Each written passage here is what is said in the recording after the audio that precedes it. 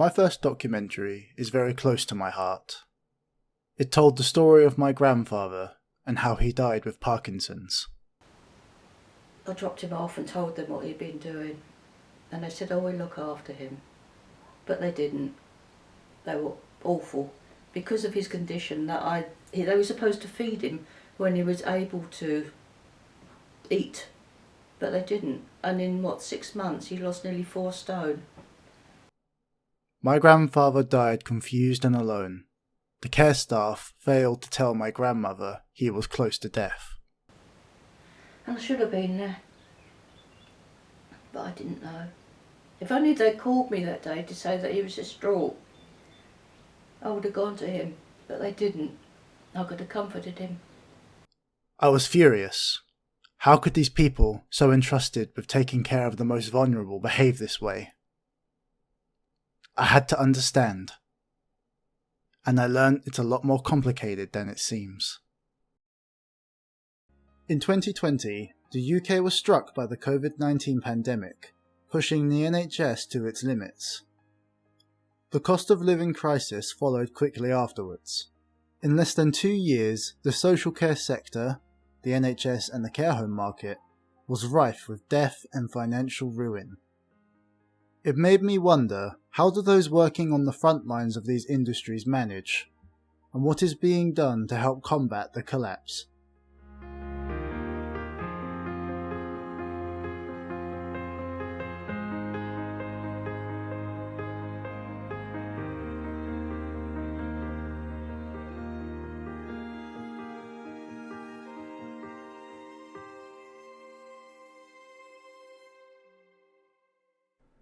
I first needed to hear what someone who worked in the care home industry had to say.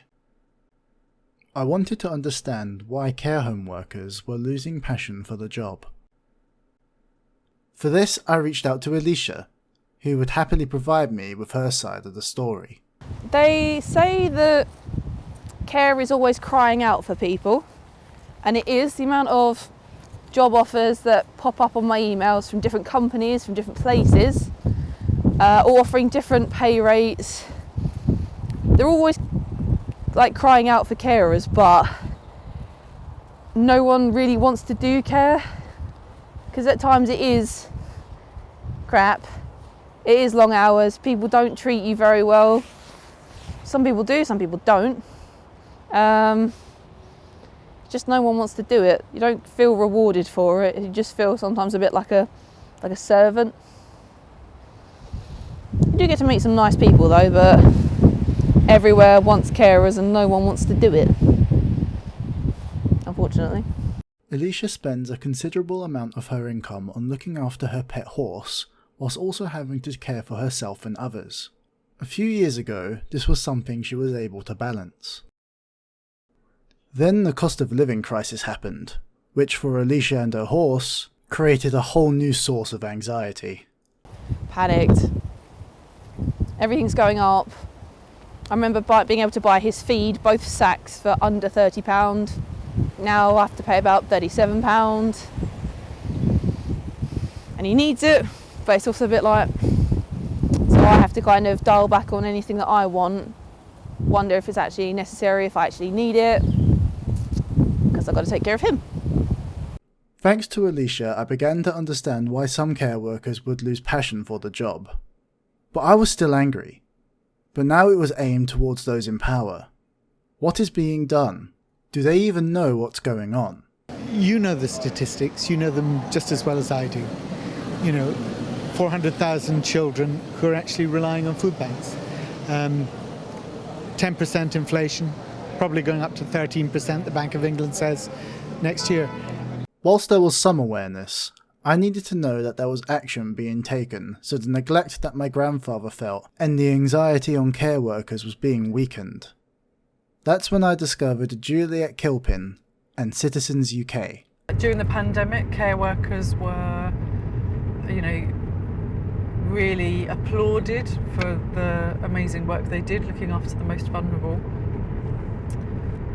But of course people can't live on claps, people need fair wages, they need money in their pocket to make ends meet, and they needed that even before the cost of living crisis, so they need it even more now. I remember the clapping, the loud roar of cheers, and the banging of spoons on pots and pans. I was curious to know what Alicia thought of it all. At the time, my mum was working for the NHS and I was, where was I? I think I was still at MCH, but, the clapping. It pees me off because as much as everyone was doing a good job in the NHS, and we all were, despite what you were doing, everyone was doing a good job, claps don't put food on the table. If you want to praise us for a good job, pay us better. Claps don't do anything. Doesn't make you feel appreciated. Like, the whole street came out and clapped. Obviously, my mother-in-law works in care as well, and we all were dressed, ready to go to work. Everyone was clapping.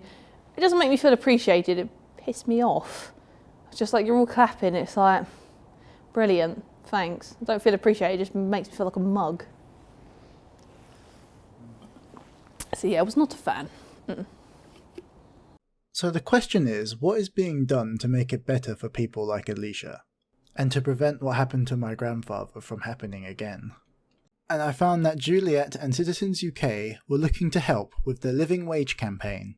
So the real living wage is an amount that is calculated by a team of academics and professionals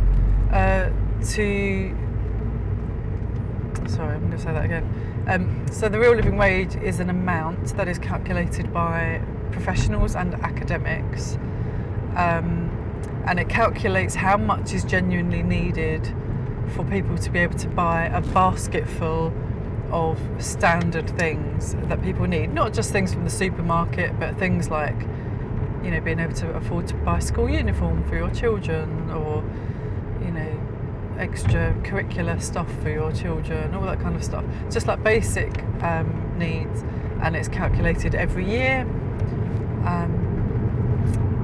And those that are accredited with the Real Living Wage Foundation agree to pay that year on year. Juliet has worked with Citizens UK for many years, dedicating endless hours of her time campaigning for what is just. I first got involved with Citizens UK when I was volunteering in a refugee camp in Calais, and Citizens UK sent some organisers over to see what they could do, particularly to help some of the unaccompanied refugee children who were stuck in the camp and had family in the UK. And at the time I was really shocked by the conditions that people were living in that refugee camp, and especially how many children there were. I just couldn't believe there were so many children who were not being allowed to come to the UK safely to join their family. And so, yeah, I just got involved a little bit with that. We together registered lots of children for the campaign, like the children that were eligible to come to the UK, and collectively Citizens UK and the organisation Safe Passage that was growing took the Home Office to court about these children, and they won the case, and children began to be allowed to come to the UK. And for me, what was amazing is that I had done some campaigning previously, but I'd never been part of a campaign that had actually won, and I was part of this and I saw that it worked, and and we won the campaign and children were brought to safety. So I thought to myself, there is something in this methodology called community organising that seems to work, and I'd like to find out more about it. I was privileged to attend an assembly in Chelmsford held by Citizens UK, where Julia Carr, another key campaigner for fairer wages, was speaking. The cost of living was the topic that came up most across our listening campaign.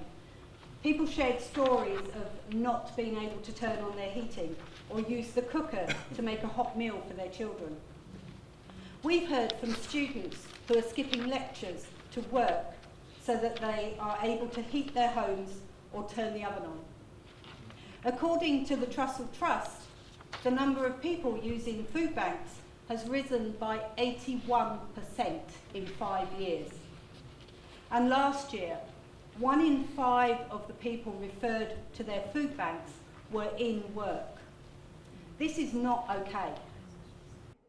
Afterwards, I had a brief talk with her about whether she thought the Assembly would raise more awareness for those afflicted by the cost of living crisis. I think just in what people have been saying to me since it's finished, I think it's raised an awareness and there's an energy to take that forward a lot more. Yeah, be good. It felt like hope hearing those words. Hope for a change that could be coming. So today we are here as part of the Living Wage campaign. As part of that campaign, we've been trying to get fairer wages for care workers in particular. So we have a meeting today with the managing director of a care company, and we are going to be asking him if he would start to pay his care workers the real living wage. So we've been collectively in Citizens UK, we've been in conversation with 5 very large care companies about this, in the hope that they might start paying their staff better wages. To protect the campaign's integrity, the care company and CEO are unnamed, as are Juliet's colleagues. A bunch of us are meeting for the second time with the managing director today to see how he's been getting on. He had promised us that he would go away and meet with some peers from other care companies who do pay the real living wage to find out how that works out for them, and he also promised to do some financial modelling of what it would mean for the company if they did pay the real living wage. So we'll find out today whether he's done any of that. I wasn't able to film them going in, but I did get to speak with Julia after her meeting with the CEO. So how'd that go? It went really, really well. Do you know, it was more positive than I thought it was going to be. The managing director is really keen to try and support the real living wage and to make sure staff are given fair wages. He's implemented some things which mean that some people are already experiencing an uplift in their wages, and he's pledged to work further to increase it for other people as well. So all in all, we were really, really optimistic, and that was really, really positive. So it was a good vibe in there, it was positive? Yeah, really good vibe, some good, robust but respectful discussion about the issues that they face as a care company, and some really positive next steps that we're going to work on together. So really positive. So it's looking good for the Living Wage campaign? It is definitely looking good for the Living Wage campaign. We know that there are people today who are being paid the real living wage who were not being paid it before we started this campaign. So yeah, we're really pleased about that. It'll be interesting to see how much of a difference it actually makes. I don't think it'll make much difference. Like, it'll need to be, I want to say more than a couple of hundred extra, but it depends because everyone's got very different bills. Like, I know in an ideal world, shouldn't really have a horse, but he will probably be the only one I will ever have. So I'm trying to enjoy him for as long as I can, while I can. This journey of mine, from its dreary beginning to a more hopeful view of the future, is the story of what it means to seek change. It is what makes us get up and embrace the day. I hope that this day will be different from the last, for better or for worse. Whilst these campaigns can't undo what my granddad went through, it's people like Juliet and Julia who work as hard as they can to ensure that reform comes to the care sector. If we want that change to come quicker, we're going to need more people just like them.